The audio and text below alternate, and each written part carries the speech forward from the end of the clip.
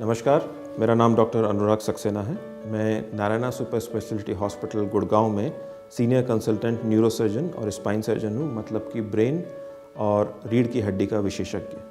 आज हम बात करेंगे डीप ब्रेन स्टिमुलेशन इन पार्किंसंस पेशेंट, मतलब कि पार्किंसंस के वो मरीज़ जिनमें डीप ब्रेन स्टिमुलेशन तकनीक के द्वारा उनकी मदद की जा सकती है। सबसे पहले डीप ब्रेन स्टिमुलेशन होता क्या है? ये एक विशेष प्रकार की सर्जिकल प्रोसीजर है या एक शल्य चिकित्सक की एक पद्धति है जिसके द्वारा हम एक छोटा सा वायर आपके ब्रेन के अंदर डालते हैं और एक पेसमेकर के द्वारा, एक पेसमेकर जैसी डिवाइस जो आपकी बैटरी जिसको हम कह सकते हैं, आपके छाती या कंधे पे लगी रहती है, जो दिखती नहीं है, वो स्टिमुलस ब्रेन को देती है और आपके जो पार्किंसंस के जो आपको समस्याएं हैं, स्पेशली हाथों का जूझना, चलने में स्टिफनेस होना, कड़कपन, इन सब चीज़ों में काफ़ी मदद मिलती है। ये जानना ज़रूरी है कि ये सर्जरी डीप ब्रेन स्टिमुलेशन किन किन सिम्टम्स को या किन किन समस्याओं को ठीक कर सकती है। कुछ सिलेक्टेड कैंडिडेट्स में, चुने हुए मरीज़ों में हम ये पद्धति के द्वारा जो पार्किंसंस की समस्याएं होती हैं, जैसे हाथों का कांपना, चलने में तकलीफ़ आना, कड़कपन,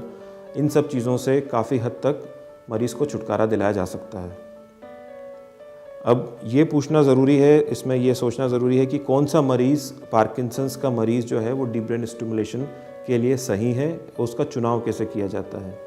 तो जो मरीज़ जो पार्किंसंस के हैं, जो दवाई गोली पहले से ले रहे थे और उनको दवाई गोली का असर आ रहा था, लेकिन बीमारी बढ़ने के कारण या किसी कारणवश दवाई के साइड इफ़ेक्ट होते हैं या दवाई का डोज ज़्यादा बढ़ने लगता है जिसके कारण साइड इफ़ेक्ट्स आते हैं, ऐसे मरीज़ों में डीप ब्रेन स्टिमुलेशन का काफ़ी ज़्यादा रोल है। डीप ब्रेन स्टिमुलेशन दरअसल, जैसे कि नाम में ही आपको पता पड़ता है कि ये ब्रेन के एक पर्टिकुलर पार्ट को स्टिमुलेट करता है, या छोटे छोटे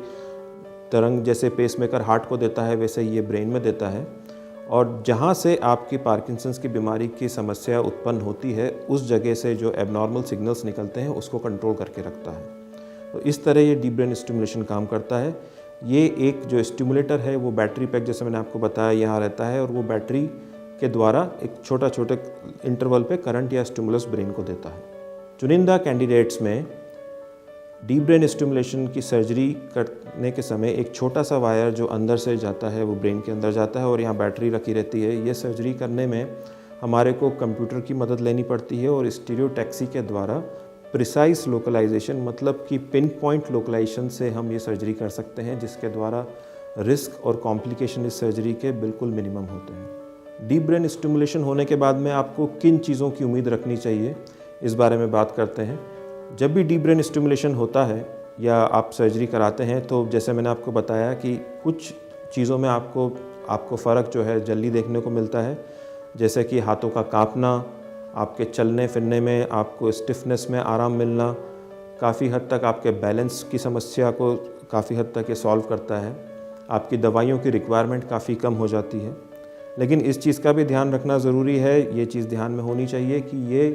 पार्किंसंस का क्योर नहीं है। ये पार्किंसंस के जो सिम्टम्स या जो आपको समस्याएं हैं उनको ठीक करने का और आपकी क्वालिटी ऑफ लाइफ को इम्प्रूव करने का बहुत सटीक और बहुत ही अच्छा ज़रिया है। अब what not to expect is very important, मतलब कि हम किन चीज़ों की उम्मीद ना लगाएं पार्किंसंस डीप ब्रेन स्टिमुलेशन से पार्किंसंस के मरीज़ों में। एक इस चीज़ की जो मानसिक प्रॉब्लम्स होती हैं, जिसको डिमेंशिया या भूल जाना, ये सारी चीज़ों को हम कहते हैं, उसमें फ़र्क आना, ये सब चीज़ें हो सकता है डीप ब्रेन स्टिमुलेशन से ठीक ना हो। डीप ब्रेन स्टिमुलेशन आजकल बड़े सेंटर्स में, जहाँ पे न्यूरोसर्जरी की सारी सुविधाएं उपलब्ध हैं, कॉमनली इंडिया में अवेलेबल है, और ये सर्जरी आजकल किसी भी इंटरनेशनल सेंटर के बराबरी से उसी कॉम्प्लिकेशन और रिस्क रेट में और उसी सक्सेस रेट में हम कर सकते हैं at a fraction of the cost, मतलब काफ़ी कम पैसे में। तो कभी भी डीप ब्रेन स्टिमुलेशन का आपको सलाह दी जाती है तो कभी भी इससे घबराएं नहीं, इसके फ़ायदे ही हैं।